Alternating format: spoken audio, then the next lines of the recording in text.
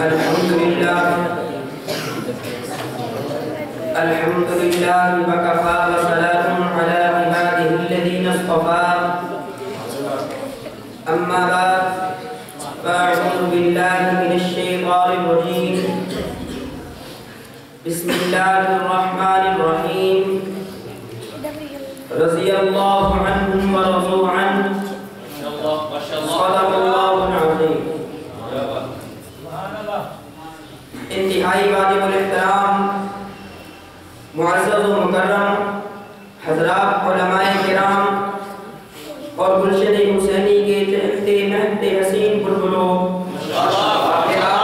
شامل عصمت و وقار اور لائق دید و گفتار بزم دلربا میں جس موضوع کی وسعتوں میں محو پرواز ہونا چاہتا ہوں وہ عظمت صحابہ کرام رضوان اللہ تعالی علیہم اجمعین کے عنوان سے معنون ہے۔ سامعین نواز، اسلام اور صحابہ کرام میں چولی دامن کا ساتھ ہے، دونوں کی ابتدا یکساں اور وجود میں تلازم ہے۔ اسلام کی تاریخ صحابہ کرام سے شروع ہوتی ہے۔ صحابہ کرام ہی اسلام کی پہچان اور اسلام کا وجود مجسم ہے۔ یہ حقیقت بھی عیاں ہے کہ حق تعالیٰ نے اپنے نبی برحق حضرت محمد صلی اللہ علیہ وسلم کا ازل سے ہی آپ کی صحبت و معیت، نصرت و حمایت کے لیے جماعت صحابہ کرام کا انتخاب فرمایا۔ آپ صلی اللہ علیہ وسلم کی نبوت و رسالت، تبلیغ و تعلیم، اصلاح و تزکیہ کا مظہر حضرات صحابہ کرام ہی ہے۔ پیغمبر علیہ السلام کی انقلابی دعوت کا ثمرہ و نتیجہ انہی قدسی نفوس کی صورت میں ظاہر ہوا۔ یہی وہ پاک جماعت ہے جنہیں معلم کائنات کے شاگرد و تلمیذ ہونے کا شرف نصیب ہوا۔ آپ صلی اللہ علیہ وسلم تزکیہ نفس کے لیے مزکی و مربی بنا کر بھیجے گئے۔ آپ صلی اللہ علیہ وسلم کی نبوت و رسالت، تبلیغ و تعلیم، اصلاح و تزکیہ کا مظہر حضرات صحابہ کرام ہی ہے۔ گویا پیغمبر علیہ السلام دعائے ابراہیم کا ثمرہ ہے اور حضرات صحابہ کرام آپ صلی اللہ علیہ وسلم کی نبوت و رسالت کا مظہر و ثمرہ ہے۔ حضور صلی اللہ علیہ وسلم کا عطا کردہ پورا دین، کلمہ، نماز، روزہ، حج، زکوٰۃ، حتیٰ کہ قرآن و سنت صحابہ کرام سے ہی امت کو ملا ہے۔ صحابہ کرام وہ خوش نصیب لوگ ہیں جنہوں نے اسلام کو جزیرہ نماء عرب سے اقصی جم تک جا پہنچایا۔ ایران و اللہ کے ایوانوں کو تار کرتے ہوئے کفر و شرک کے استبداد کو خاک میں ملا چھوڑا، ظلم و ناانصافی کے قوانین کو چاک کر کے عدل و انصاف کا بول بالا کر دیا۔ گویا کہ اللہ کی ترتیب پر اللہ کا نظام نافذ کر کے رب کی ترتیب کو عدل و انصاف سے بن دیا۔ پھر انسان تو انسان، حتیٰ کہ زرین پرند جانور تک کو راحت میسر آئی، چاہے وہ باہمت ہوتے جو دن کو میدانوں کے شاہ سوار اور رات کو مسلح کی زینت ہوتے، مؤمنین کے لیے نور اور کافرین کے لیے آہن بن جاتے۔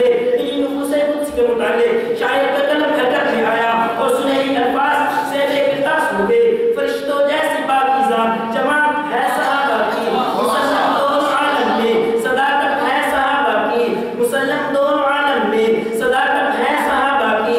نبی کا دین اصلی شکل میں ہم تک پہنچا ہے، نبی کا دین اصلی شکل میں ہم تک پہنچا ہے۔ یہ احسان ہے صحابہ کا، عنایت ہے صحابہ کا۔ صاحبان علم و فضل، صحابہ کرام کی عظمت و رفعت، مقام و مرتبت کو جاننے کے لیے میں دامن قرآن کے پاس گیا تو قرآن مبین جا بجا ان کی عظمت و رفعتوں کی جیت گاتا ہوا نظر آیا۔ کہیں قرآن مجید نے انتم خیر امت اخرجت للناس کہہ کر ان کے بہتر ہونے کی جیت گائے۔ کہیں قرآن مجید نے والسابقون الاولون من المہاجرین والانصار والذین اتبعوہم بإحسان رضی اللہ عنہم ورضوا فرما کر ان کی سبقت ایمانی اور رضائے الہی کے گیت گائے۔ کہیں قرآن مجید نے اولئک الذین امتحن اللہ قلوبہم للتقوی لہم مغفرۃ و اجر عظیم فرما کر ان کے دلوں